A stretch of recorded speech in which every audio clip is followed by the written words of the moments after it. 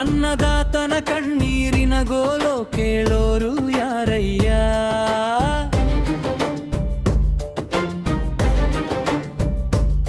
ಕೈಗೆ ಬಂದ ತುತ್ತು ಬಾಯಿಗೆ ಬರದಂಗ ಮಾಡಿದೆಲ್ಲೋ ಶಿವ ನೀನು.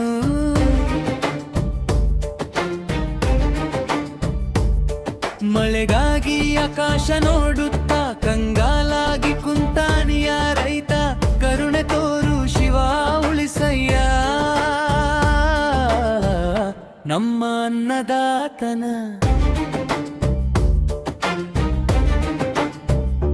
ಬೆಳಿಗ್ಗೆ ಎದ್ದು ಭೂಮಿ ತಾಯಿಗೆ ಕೈ ಮುಗಿದು ಹೊಲದ ಕಡೆ ನಡೆ,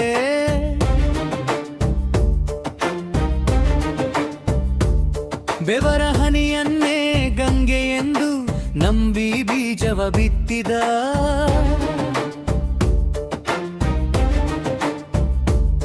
ಕಪ್ಪು ಮೋಡಗಳು ಮಾತು ಕೊಟ್ಟು ಗಾಳಿಯಲ್ಲಿ ಕರಗಿ ಹೋದವು.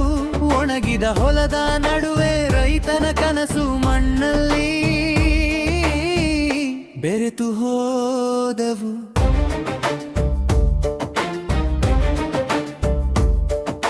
ಸಾಲದ ಭಾರ ಹೆಗಲ ಮೇಲೆ, ಮನೆಯ ಚಿಂತೆ ಹೊಡೆಯದೊಳಗೆ, ಮಕ್ಕಳ ನಗುವು ನೋಡಲಾರದೆ ಮೌನವಾಗಿ ಕಣ್ಣೀರು ಸುರಿಸುವನು.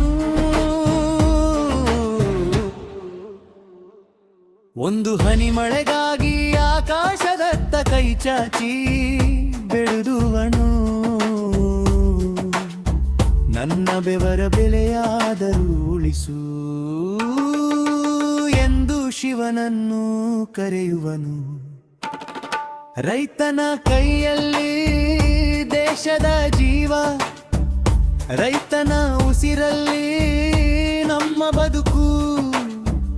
ಅವನ ನೋವಾರಿತರೆ ಮಾತ್ರ ಅನ್ನದ ಮೊಗ್ಗೈಮಾ ತಿಳಿಯುವುದು. ಶಿವನೇ ಕರುಣೆ ತೋರಿ ಮೋಡಗಳ ಬಾಗಿಲು ತೆರೆಯಯ್ಯ, ಅನ್ನದಾತನ ಮುಖದಲ್ಲಿ ಮತ್ತೆ ಸಂತಸದ ನಗು ಮೂಡಿಸಯ್ಯ.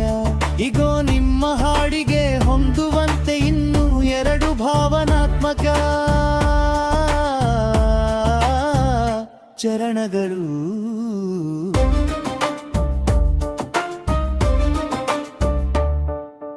ಎತ್ತಿನ ಜೋಡಿ ಮಾರಿಬಿಟ್ಟು ಸಾಲದ ಬಡ್ಡಿ ತೀರಿಸಿದ, ಖಾಲಿ ಗೋಶಾಲೆ ನೋಡಿ ಮನಸ್ಸು ಮೌನವಾಗಿ ಅತ್ತಿದ.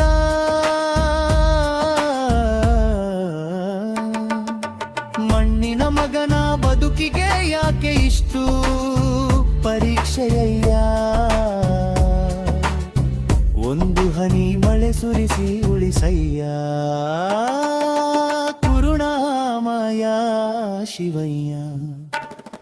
ರೈತನ ಬೆವರ ಹನಿಯಿಂದ ದೇಶದ ಹೊಂಟೆ ತುಂಬುವುದಯ್ಯ. ಅವನ ಮನೆಯ ಒಲೆ ಮಾತ್ರ ಹೊಗೆ ಕಾಣದೆ ನಿಲ್ಲುವುದಯ್ಯ.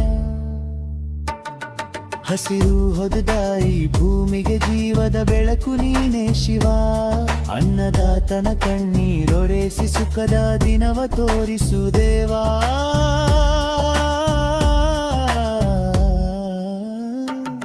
ಅನ್ನದಾತನ ಕಣ್ಣೀರಿನ ಬೆಲೆ ಲೋಕವೇ ಬರಿಯದೆ, ರೈತನ ಬೆವರಿನ ಹನಿಗೆ ಗೌರವ ಸದಾ ಉಳಿಯಲಿ.